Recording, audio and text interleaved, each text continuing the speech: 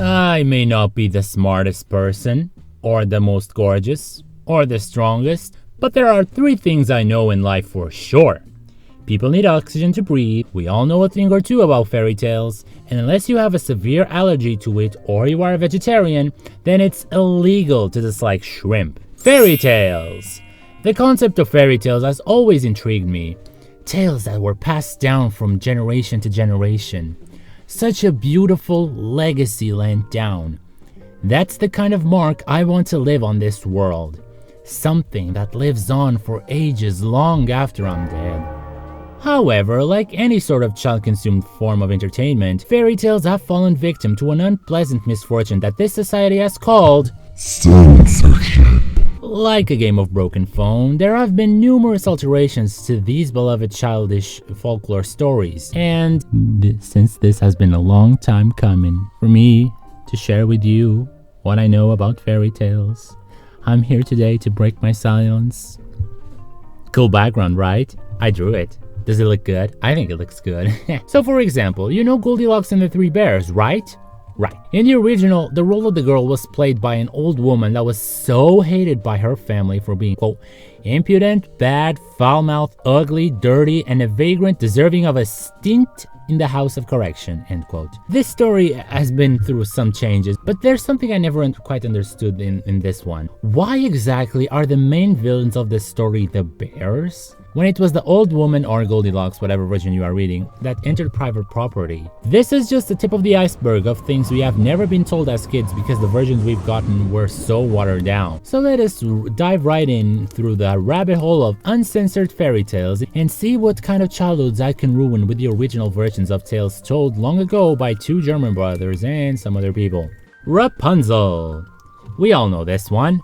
A mean old stepmother locks her daughter in a tower and a prince comes to save her to live happily ever after in South Korea or something, I don't know. Well, yes, that is how the original story tends to go. But haven't you ever wondered how Rapunzel has a stepmother and her parents are nowhere to be seen? Well, the original tells us just that. Once upon a time, a couple that tried to have a child many times in vain discovered that the woman was finally pregnant. They lived right next to a house with a beautiful garden that was home to a powerful sorceress. One day, the pregnant woman saw some campanula Rapunzel on that garden and she had like major desires of eating some.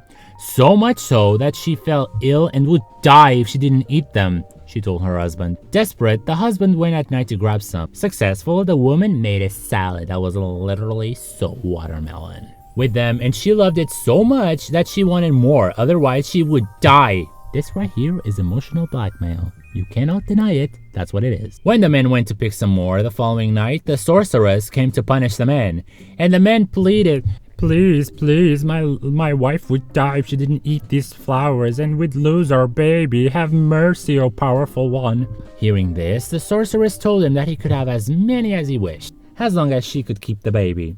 And they agreed! Maybe perhaps that was for the best. If the sorceress didn't take your baby, then maybe perhaps child services would. Sheesh. Moving on, when Rapunzel turned 12, you know what, I'm gonna call her DS, because the sorceress is way too long of a word, and I'm not gonna spend this much time pronouncing the word sorceress. Anyway, DS. See, it's already catching on. People love it. Locks Rapunzel in a tower, and the prince manages to find her, yada yada yada. But one day, blonde Rapunzel here told DS, by accident, that the prince has been sneaking in. So, DS ties her to a kitchen chair, she breaks her throne, and she cuts her hair. 2 of these 3 statements are a lie, okay? And puts her on a desert. With the hair of Rapunzel, DS tricks the prince into climbing up the tower and tries to blind him with her fab nails. The prince jumps off the tower and lands on a thorn bush and goes blind. Okay, plot hole. If there was a thorn bush right beneath the tower, how the hell did the prince and DS ever got close? Like... So the prince wanders around blind until she finds Rapunzel in the desert. Her 2 tears fall in his eyes and the prince can see again. Yay! And now, the prince can see her beautiful wife and how she has given birth to twins, roughly 6 years old. And we also learned that the prince hasn't really been paying his alimony. So the moral of this story is, 1. Rapunzel's original parents exist, have a toxic relation between them, and were deadbeat parents before their child was even born. 2. Rapunzel is a major slut that was not loyal to the prince. And 3. The prince is an idiot. The end.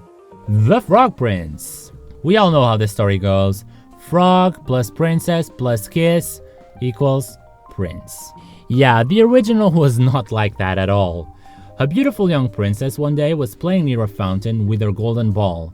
She dropped it in the fountain, and the frog that was standing by was all like, "Hello, my baby, hello, my honey, hello, my ragtime girl. Can I go get your golden ball?" In exchange, the princess had to take him with her into the castle. She said yes, but once the frog did what he had to do, the princess ghosted him. Later that night, the frog interrupted the royal dinner and was all like, "I gave her back her ball, and she hasn't taken me home.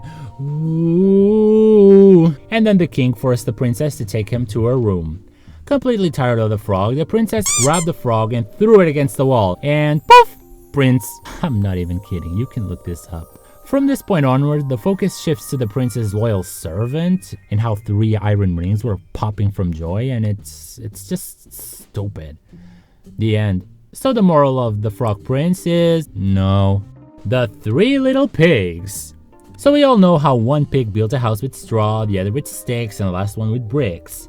Then the wolf comes to blow the former 2 houses down. And in the original, the little pigs were not able to run to the brick house to find refuge. They get eaten by the wolf in the original by the cheeks of their dead ass. Point blank. The wolf then tries to trick the pig into going into some events, but then the pig manages to always outsmart the wolf. And fueled by rage, the creature tries to enter the house through the chimney.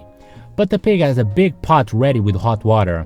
When the wolf comes down, instead of popping back up and never come back, the pig covers the pot, boils the wolf, and eats the wolf for dinner, and lived happily ever after, apparently. Although I'm an advocate for keeping fairy tales the way they were, the tale of the 3 little pigs, as we know them in this day and age, also teaches children to manage their own resources, to work hard and strive for better, not to settle for the first good thing when they can find greater things out there if they work.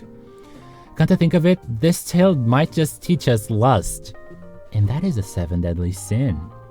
The 3 little pigs are involved with hell. I don't make the rules. So the moral of the 3 little pigs is, provided that they are cooked, pigs eat wolves. The end. You may have noticed that my animation style has gotten better. Well, apparently the software that I was using has something called a correction level. And in my previous 5 videos, I had that thing on 0 and it could go up to 40. Now that I found a middle ground, my animation, my designs and things like that, I do think they have become better and it's noticeable. So if you appreciate it, let me know in the comments, okay? Thank you very much. So yeah, hope you're well. I'm doing well too for now. And I hope you enjoyed the video. There's not much else I can say, okay? Peace out.